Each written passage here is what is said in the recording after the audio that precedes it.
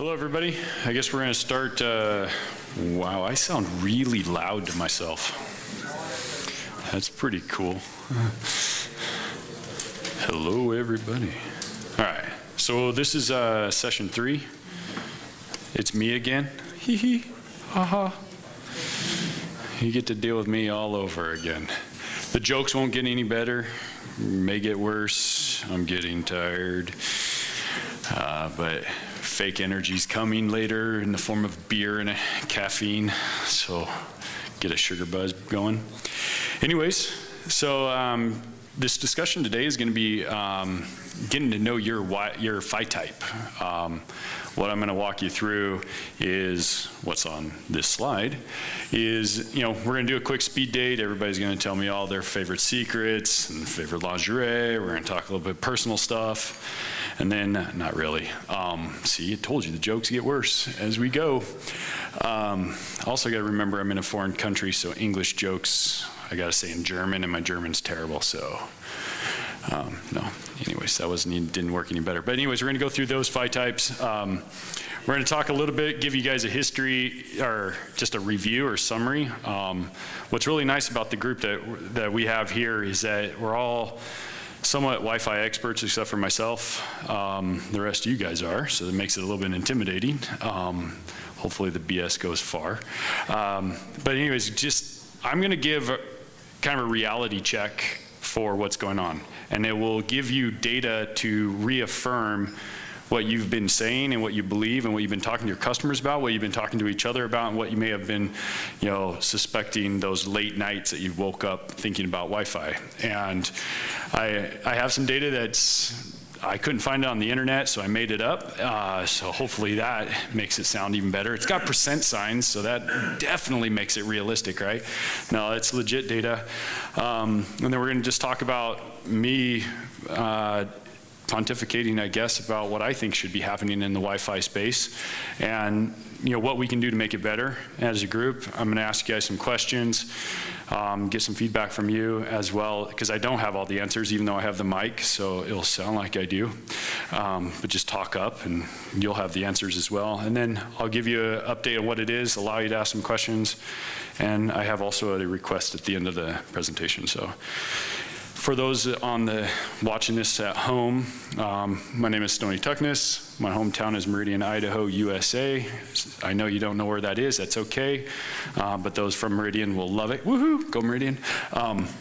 Anyways, certifications, brag a little bit about myself. I got a CWNA and CWAP, but what I'm even more proud of is that the MetaGeek team, we have every single employee is certified with a CW type certification. We have currently 3 people that have CWTSs. That would be the gal who answers our phone, also our shipping person, and our accountant who is about to retire, but she is Ryan Woodings. If anybody knows Ryan Woodings, it's his mother, and she even has one. And then everyone else has a CWNA at MetaGeek, which is awesome. And then 13 of us also have CWAPs. We take Wi-Fi serious. That's what our business is about. If you have a question about our products, like do we do, 1800 megahertz? No, that's not Wi-Fi spectrum. So we definitely focused on Wi-Fi, and we take it serious, and we're making tools that help you. And you guys know about some of those. These are how you get a hold of me. Easy email address, just as easy Twitter handle. I didn't obfuscate myself. I didn't call myself Wi-Fi Meridian or anything like that. I just said, hey, this is who I am, and I don't post anything that's bad jokes from Sweden. They're bad jokes from Meridian. And then you can also Skype me. I'm more than happy to have conversations with any of you at any point in time. So really, legitimately, if you want to reach out to me, these are some of the best ways. And then if it's via Twitter, I'll send my Twitter bots after you. No, just not really. I don't even know what that is. Sounds cool though. So that was a speed date about who I was. Those PHYs. So just a reminder, this chart we have on support.metageek.net if you want to go out and find it again. But it's just kind of a cool summary to kind of get you back to where it was. When we started off in Wi-Fi in 1997 with just 802.11, it was the first one. We're pushing the big 2 megabits per second, and wow, who would ever need any more than that? That was amazing. And then it kind of came out, had the 22 megahertz wide channels, nice rounded form to it. We thought, we got to get better. We can get up to 11 megabits per second. That's what we really need. And we went to 802.11b, still in the 2.4 gigahertz area. Then we had this idea, well, hey, let's go add another band. What the heck? Why not, right? Everybody likes more bands. Got U2 and the Beatles. Wait, not that kind of band, but we did add a band. And we got the 5 gigahertz with 802.11n. And this allowed us to now start to push what, is OFDM, right? And so OFDM gives us a lot of subcarriers. It's allowing us to push a lot more data very quickly. The one thing about it is it wasn't backwards compatible. 802.11b actually is backwards compatible to 802.11, whoever would do that. I think those devices have since all been retired. But it did give us this new area. And then they had the great idea of, well, 2.4, there's so many devices out there, let's actually make at least 2.4 faster, and G came along. And then very quickly after G, about 4 years or so, but it felt, or 6 years, I guess, actually, read my own slides. Then we came up with 802.11n. 802.11n was a great idea because now it took the 2.4 and the 5 gigahertz, put them within one standard, and said, okay, this is how we're going to do it. OFDM is the answer. We can now do it in the 2.4 gigahertz space. We're going to make it backwards compatible with G, B, and also A. So that gives you a handy of having a single PHY type that's going to get, go backwards. That was cool. Got us faster. Then it started allowing us to do this crazy thing, bonding. One thing that they screwed up on is they allowed bonding in 2.4. I don't know. We'll see an example of that, preview of things to come. But 300 megabits per second. Nice. That's cool. And then we thought, hey, we got to get faster than that. We got to push 1 gig, right? That's the envelope, right? Well, then AC came out and just came in. It's 5 gigahertz only. Backwards compatible, though, to N and A, so that's good. But 7 gigabits per second. That's awesome. Too bad nothing does that out there, and no one knows about it, but we'll see about that. One thing it did is it allowed us to have really huge channels. There's this threat that's coming out there that we're going to have 160 megahertz wide channels. That's going to take up pretty much all of the 5 gigahertz spectrum into potentially 3. They say 3 channels. I don't believe it, but especially since DFS covers a big chunk of the spectrum that they need to be able to do that. But it is coming. Somebody is going to put it on a data sheet, and someone, if they put it on a data sheet, it's true, right? So, right? At least that's what I've heard. So anyhow, but one of the cool things is spatial streams is 8 spatial streams, and that part is the more interesting piece, because now we can start to push those clients that do support the higher data rates or support that fast transition. Now you're going to get a lot more clients to be able to talk to the network and more efficiently. You still have the slow guys out there. It's just like an interstate, right? You got the big tractor trucks on the right lane, and well, those are over on the island. It's on the left lane, but whatever. They're driving slow, and then you got all the fast guys going zooming around them. And it's very similar to what's going on in Wi-Fi, is that you still have some slow talkers that are out there, but this does allow us to have more lanes to be able to go by, so we don't have to wait by so many people. All right, so let's talk about 802.11 and Wi-Fi specific, in that area, just to kind of get a level set of where this is being used and how much it's being used. Right now, the number is about 439 million households worldwide have Wi-Fi. And whoever had to knock on all those doors to ask them had a crappy job. They had, but that accounts for about 25%. We're at 1.9 billion households worldwide is what they believe the current estimate is. That's a 25% penetration, but just in 2 years, we're going to have 800 million households that will have Wi-Fi. And this whole thing about spectrum reuse, it becomes a big topic, right? Because now these networks, we talk about enterprise networks not being well designed, and we were just complaining about that and having to go through and fix other people's problems or even educating people on how to do it. Well, then you have all these houses as well, and space in large cities is mixed-use environment. So you have maybe businesses on maybe the first 3 floors of a building, maybe the first 10 floors of a building, but then you have apartments above that.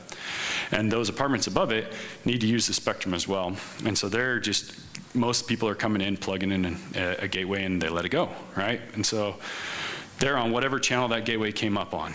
And that is 800 million of those households around the world are just haphazardly designed. There's also this idea that,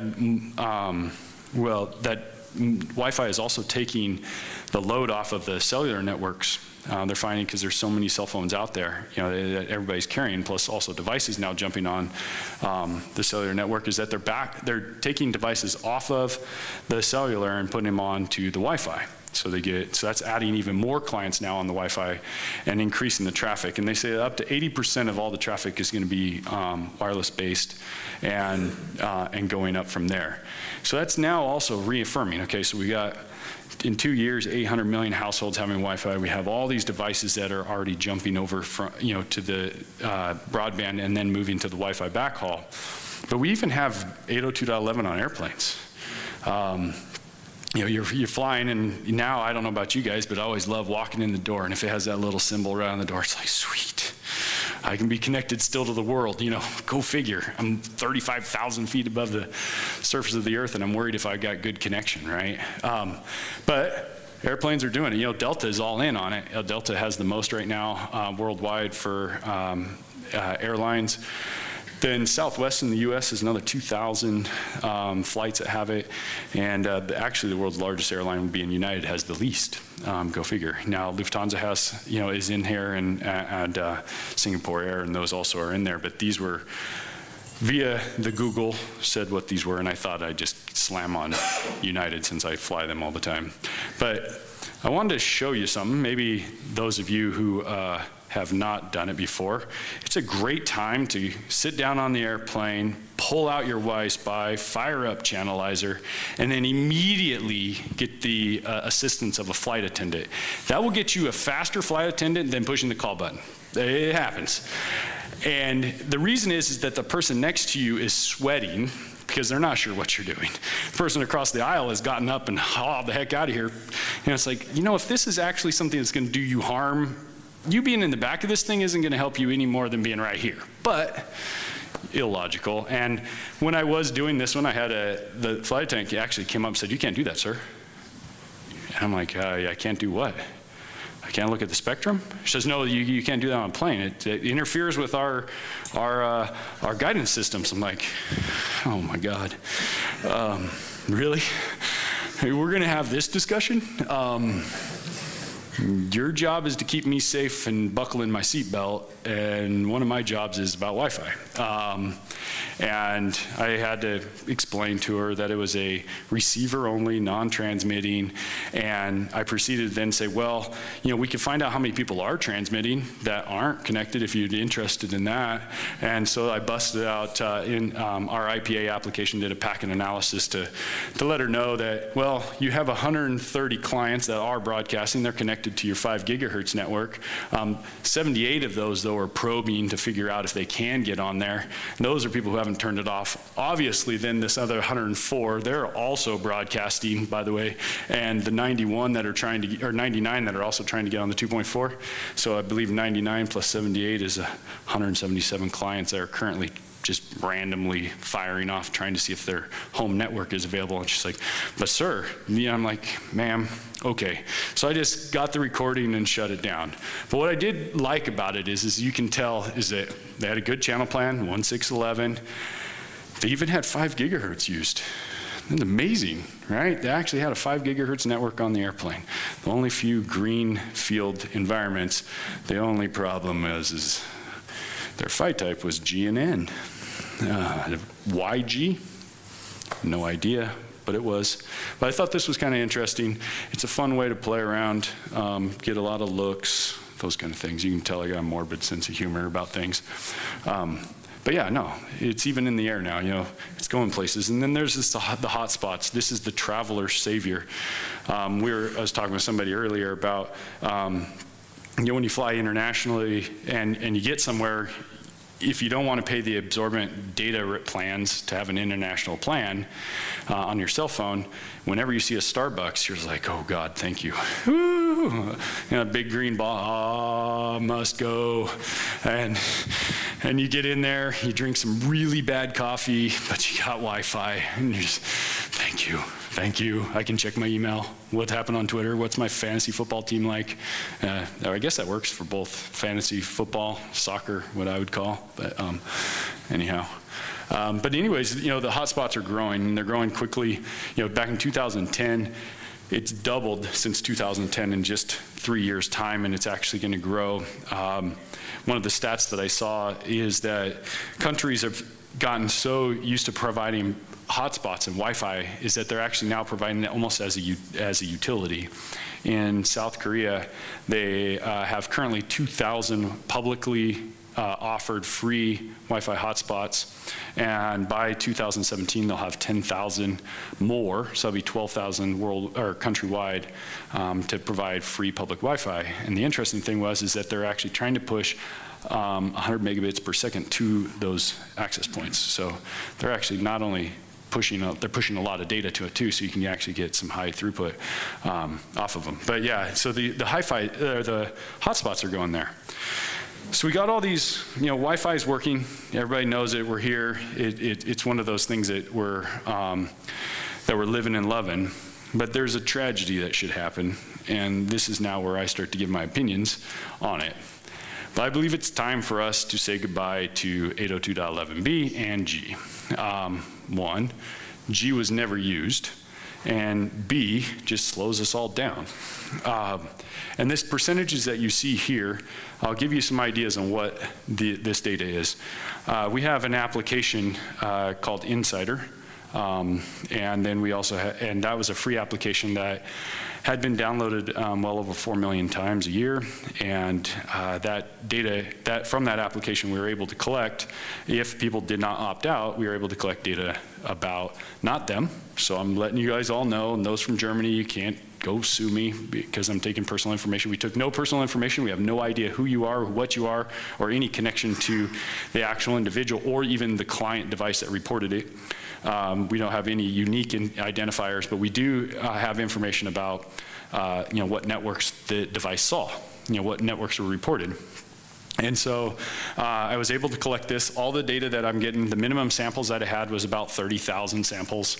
And in some cases, I had well over 100,000 sessions that I was able to pull the data from.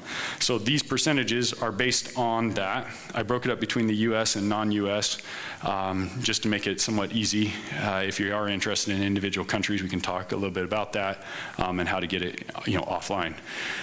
But as I was able to see it, and this is why I am safe to say that B Networks is one that's safe to probably get away with, is that there was only 2.3% in the US and 2.6% of all networks that were seen or per sessions that were seen actually had a B-only network. So these are networks that were built, set up, and only specifically designed to have a B. And so then G networks, we had even less. 1.7%, 1.6% of all networks that we're seeing were G only. That's not to say that B and G weren't available, but people were setting up B and G and N networks. And at that we had 98% of sessions that were seen had a BG or N network. And you can see that all over the place, is that pretty much everyone turns on BG and N. But if N is backwards compatible, and this is an answer I don't have the actual answer for, it's a legitimate question to you guys, is why turn on B and G with your N? Anybody? Data rates? Basic data rates. As a design engineer, you have to design for backwards compatibility. So I can't dictate that every client is going to have an N-capable device when they walk into my establishment. So I've got to have backwards compatibility to offer 6 megabits, 5.511, whatever it is to clients that come into my establishment. I can kill B But G, I don't really see that happening. Yeah, so those who may not have heard, and those on the video, is that he's like, well, the design requirements for the clients, because you know, the bring your own devices that are coming in, that you have people who you don't know if they're going to have a B device, right? One question on that, and it's a follow-up, and anybody else please answer as well, is N can be put in, you know, there's multiple modes, right? There's legacy mode, there's mixed mode, and greenfield, right? By the spec, you can have those three modes. Now, I don't know if all AP vendors allow for all three of those, but if you have mixed mode, it's supposed to be backwards compatible by the spec, yeah.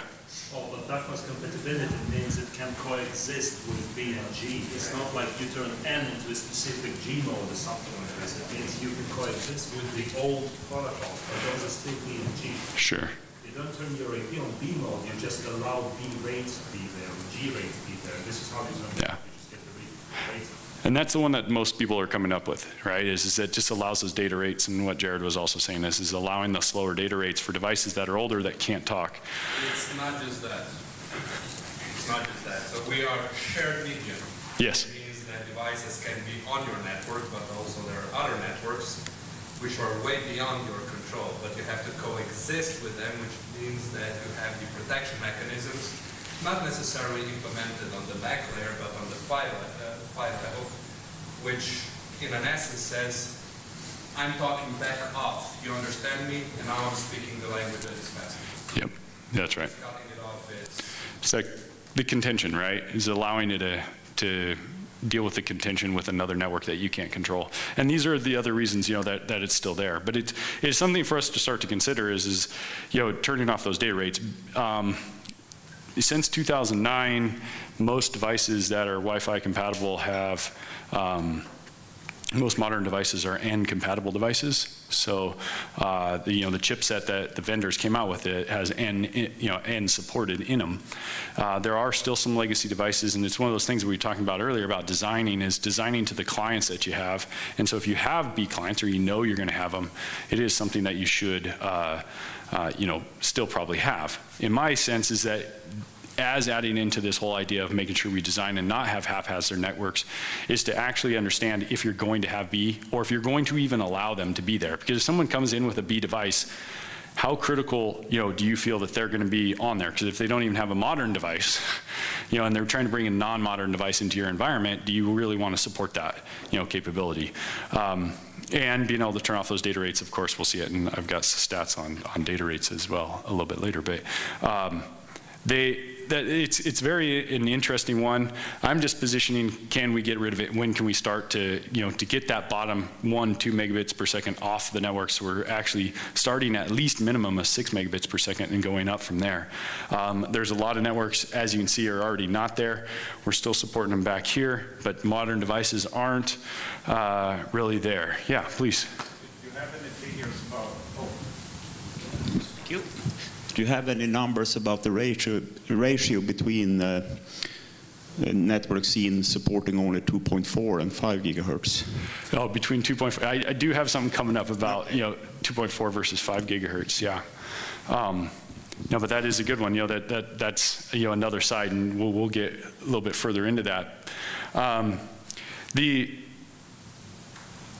With the G networks, you know, we're seeing only G as well, and I get that, you know, G is a good one to have, maybe turning B off.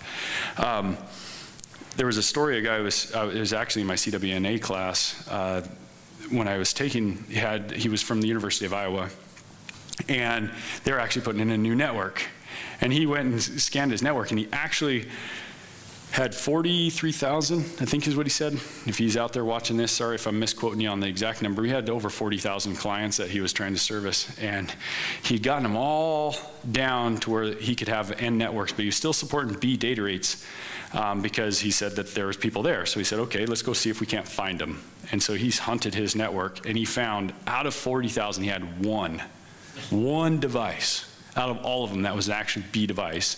And it was a kid who had brought an HP compact, you remember those compact Palm devices? It was B only device.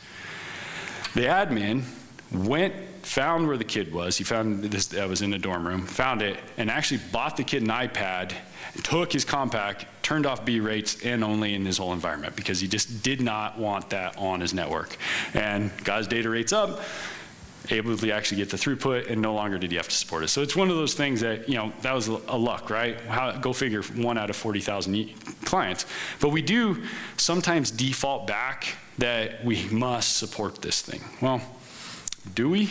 You know, do we really want to? It's just a question. I'm not saying I have the answer. It's just a question as us as a community to start to look at. And, Stoney, there's a difference between supporting B data rates and B devices. Sure.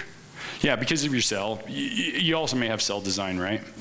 So if you want people on the outside. Sorry, don't to repeat that. Yes, please There's do. a difference between supporting B devices and B rates. So you're talking about two different things here. It's just not to allow B devices onto your network, but you can still allow those rates. Yes. And stop them attaching. So are you saying don't allow B devices or don't allow B rates? I'm thinking B rates is where I'm looking at. Let's stop with the 1 and 2 megabits per second rates and start, or 5.5, right, and start at 6 minimum. That's where I would look to. But it's also this whole idea of coexisting networks that we have to be aware of. But I'm glad I'm starting a conversation, because this is a conversation I think that we, you know, at some point in time. Some devices won't find you if they can't see beacons at all. Yeah, he's getting his exercise right here in the red. In the red, don't worry about it. Yeah, so this is probably a discussion which we can continue elsewhere because there's a lot of things. But when you have your low rates enabled, right, your beacons, for example, and your ARCs and lots of this stuff will travel at the lowest basic rate, which will slow your network down if you have no devices of this technology. Also, if you reduce those rates, right, you will have those beacons with higher SNR. So at layer 2, you reduce your cell size, which is something you want. And also, here's a valid comment that my colleague has mentioned, is that some devices, if you just enable true .11n only, they will not associate to your network because they expect to see at least 1 G rate. Yeah. So it's, and that's where it's, you know, trying to get throughput, right? We talk about we're running out of spectrum, we're talking about running out of throughput and capacity planning, and then we're not even kind of using some of the tools that we already have at our disposal of getting rid of those lower rates to bring everybody up at least to a minimum. Oh, sweet. Echo, echo. Question for you. Thank you.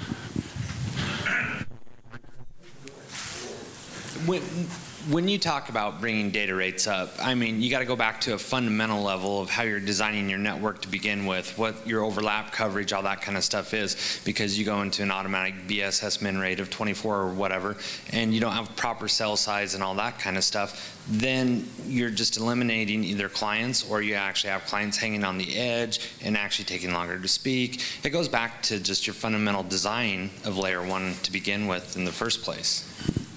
Yeah. You know, it absolutely does. And going back to what the previous presentation was on that. So anyways, I'm glad we was able to have that conversation, because it's something I've been wanting to kind of get, sparked is us to just start to think, not to just take the idea of, yeah, we must have it because we have to support those devices or that rate. Do we really want to? And taking that into account when we do designs and start to see this percentage go down, and we start to see percentages of a GNN or N-only networks going up, and being able to kind of get an idea of where we're going to actually start to use the spectrum better, and also starting to get better throughput as we go. All right, so let's play a little game here. So where have you been? So this is the 2.4 gigahertz in Indonesia. It's very busy. I have a very interesting story about this. As I took this, I was given a presentation to some ISPs because they were talking about moving it out, and this was in a conference much like this. And it was a mixed use area, and so I had all these networks, and I wanted to show them what a jammer would look like. And so I turned on my sound tester, because that's what it was when I got through customs. 2.4 gigahertz sound tester, by the way. Which is always good. And I turned it on, and then pretty soon all these networks started to disappear. And so I forgot, I started giving my presentation. I got about halfway through it, and I wanted to go back up and show the networks, and they were all gone or they're all channel hopping around trying to find a new place. But they all ultimately came back on, still came back in a haphazard. But anyways, completely different story. So this is the 2.4. Any guesses on what the 5 gigahertz looks like? As this being this busy, what was the answer? How many? Give me numbers. 1. 0. 0. 0 winner. Look at this. I didn't make this up. This is legitimately 0. 0. 5 gigahertz networks. But the reason is Indonesia only allows a very small portion of 5 gigahertz. You only have 40 megahertz in the outdoor spectrum and 40 megahertz in the indoor spectrum that you use. There are some, and the answer I got when I was there too is that he was saying that there's only a certain amount of spectrum, 40 megahertz available. That's 40 megahertz, so that should be used. But aside from that, as they said, well, our devices weren't modern and they had iPhones. Like, that's not true, because I know that the iPhones are out there. And so with those devices, they have the devices capable of it. It does depend on the infrastructure and some of the rules, but I thought that was pretty interesting. Let's go to a place that does not have spectrum restrictions. We're in Singapore now. This is actually at a ISP's office. So that shows you they kept track of their stuff. You gotta love this guy, right? Yeah, he's really helping everybody out. This guy's helping everybody out. You gotta love it, right? Good thing he's not very high amplitude, right? So he's kind of quiet. He's a little bit far away, but whoever's really close to him, gotta hate it. So how many? So we got this many here. How many we got in that 5 gigahertz? 0 again? Oh, I gotcha. There's 3 of them. Well, look at this, and even bonded. What I love though, you have all this spectrum. Right? Yeah, of course there's some DFS, so this skews the DFS. And then you got these two overlapping each other. It's like, come on, really? You finally got on the show and you couldn't be over, or you couldn't be over, just whatever. One of those things. Okay, that was fun. Let's go to Mexico. Woohoo! Just one thing is that this Infinitium is not one company. Infinitium is a ISP in Mexico City that they just give out the gateways to companies, and then they plug them in. They all come up Infinitium and then some number, like 3074, whatever, and that's your network when it comes up. No one ever renames it, by the way. I don't know why. They can, but they just don't. So you got all this overlap, and the devices came up overlapping each other, right? And you got some bonding, and like this guy right here, he's loving it. He's sitting right in the middle of the spectrum. But in Mexico, you have this much usage, extremely crowded. Everybody's got a good amplitude. How many 5 gigahertz networks? 10. Man, I love the enthusiasm. 1. One lowly guy, clear over here. Oh boy, poor guy, he's all by himself. So I thought that was pretty interesting, is that you have the 5 gigahertz, and what was really interesting about this one is that they called it _5G because they didn't want to confuse it with their _24. It's like, oh, you just killed any chance to roam to 5 gigahertz on any kind of device that could immediately move, right? So you got your so lonely 5G network. All right, anybody take a look at here? This is right here, right back there. Matter of fact, I was standing right over there when I did this one. A few of them. There's a few of them. Yeah, one thing I thought was interesting is it's just a ride. Which one of you guys? It's a Samsung device. I know that. Raise your hand. He's in the other room, isn't he? Yeah.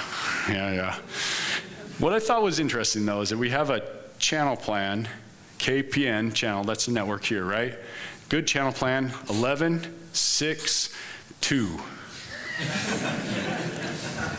Close. But if you look, and I have the recording, is that this AP, something's going on with it. Because this AP will actually go back to 1. And it'll be on 1 for a while, and then it'll jump back to 2. Yes?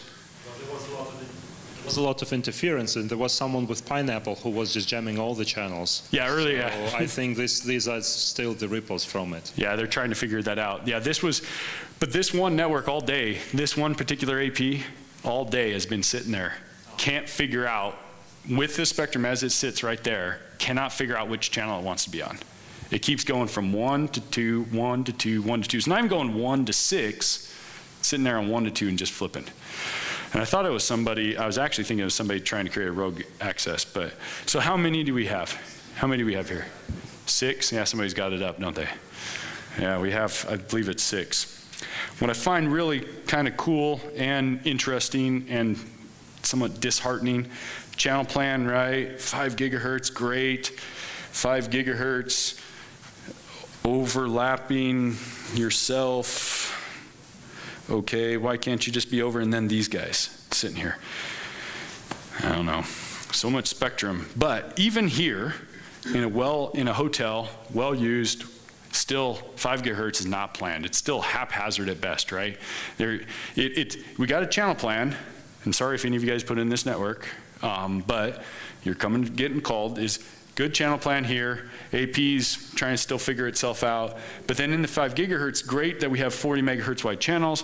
You know, we got nice bonding, but why not utilize some of the other channels that are available, right? Kind of get away from each other. Why even bother? Now, the utilization, as you can see, is extremely low.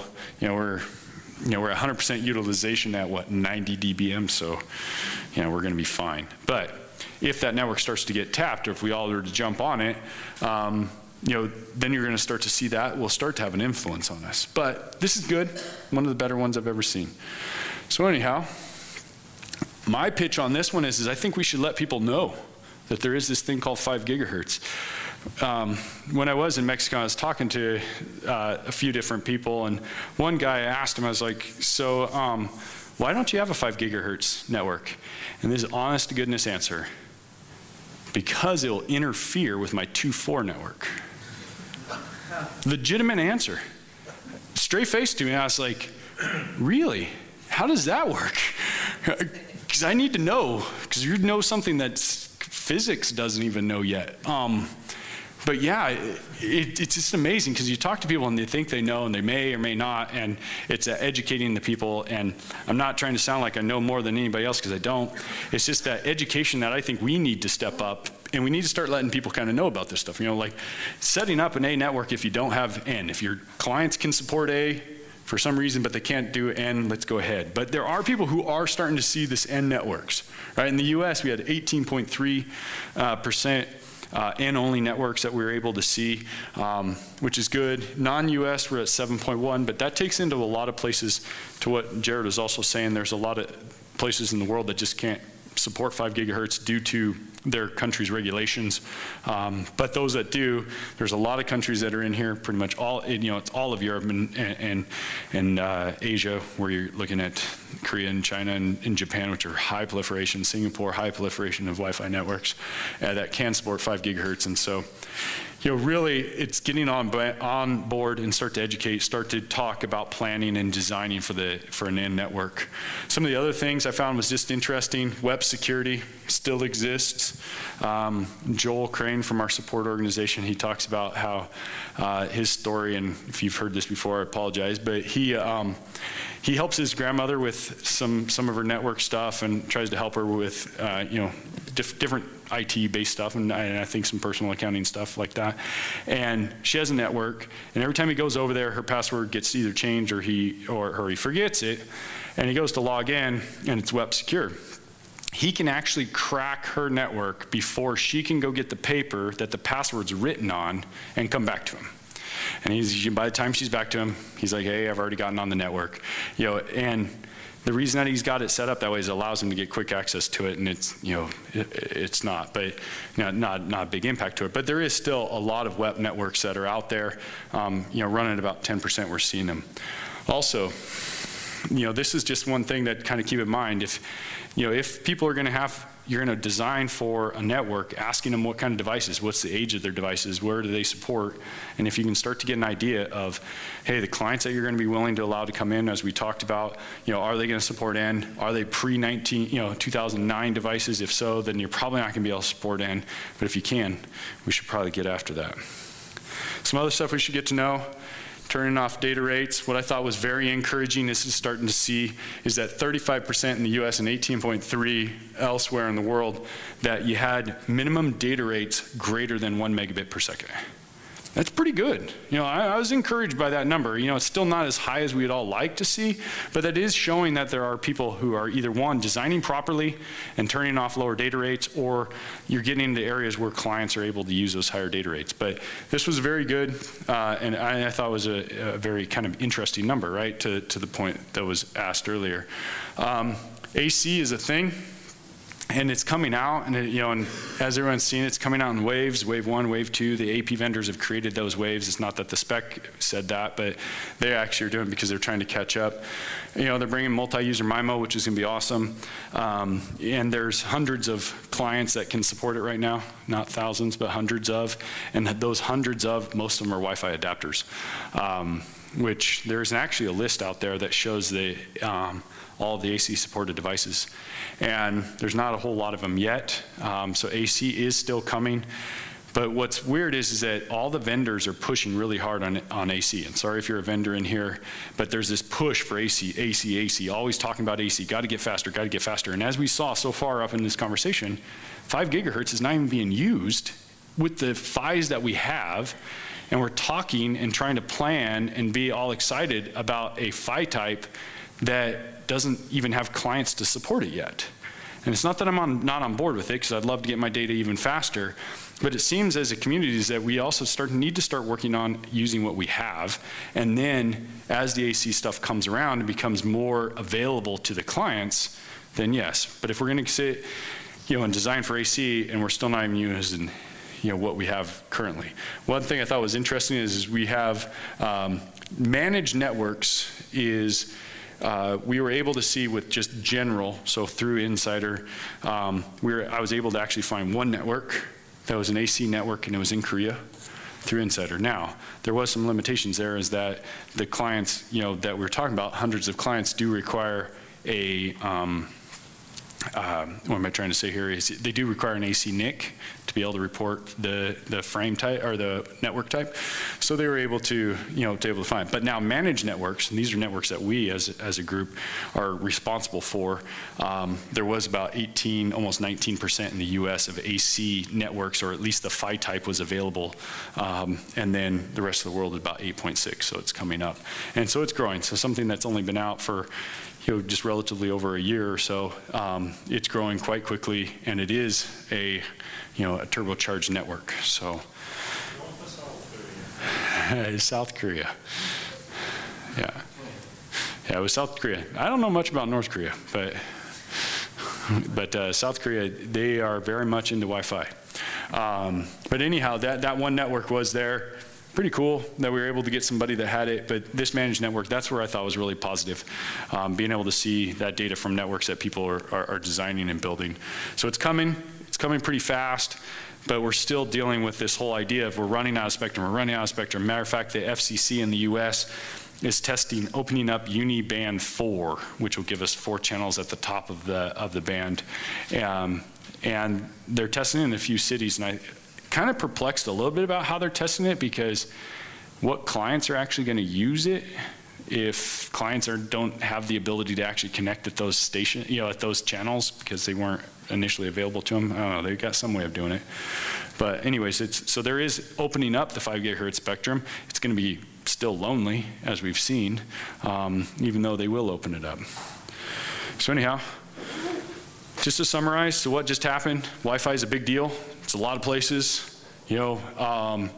The question that we got, and we got in a nice discussion, which I appreciate, you know, the discussion we had about 802.11b and G, and is it still needed, and what can we do to start to migrate away from that, and, you know, and move forward, because it's kind of funny as we talk about still needing B and pushing for AC, right? Well, we need AC because we need things to be faster, but we're still allowing the, you know, the anchor to be holding us. So something about there, the data rates that are down there, we got to start to really kind of think out of spectrum. Yeah, because we don't use it very well. And this is kind of a call to the AP vendors, and, you know, why allow a AP to come up on a non-standard channel, right? You know, just have it come up on a standard channel and then determine where you're going to go, you know, based on, make it intelligently understand, because you can hear the other networks, and then pick a channel if you have it already, you know, in your APs, Might not push it down to the consumer base, and that makes life a little bit easier for us there in the mixed use environment places. And then AC is still coming, but the 5 gigahertz usage is really low. All right, any questions up to this point? Because I got about 25 more slides and a lot of rambling. No, just joking, I'm almost done.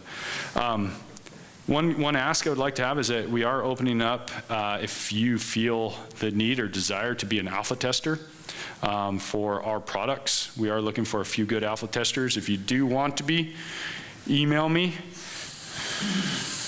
Just go ahead and email me. No, just joking.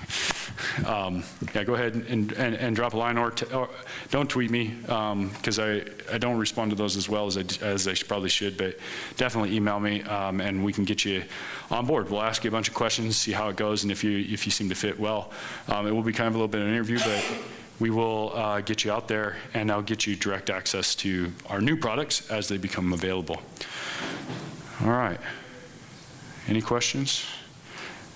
All right, in case you see these slides will be up here. Here's where I reference all the data, so you know I really didn't just make it up. It actually does exist.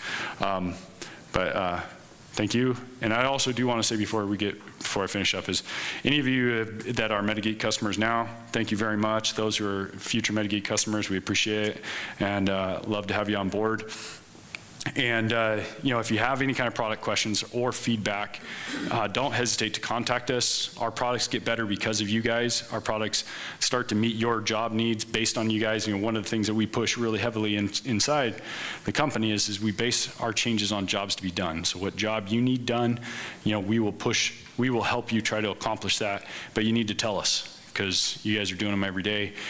We do have all of our fans and people help us out with that, but it's always good to get your input, and we are an open company.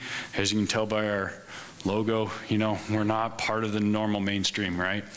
We try to just be helpful and approachable, and we do appreciate you guys, and thank you very much for having me.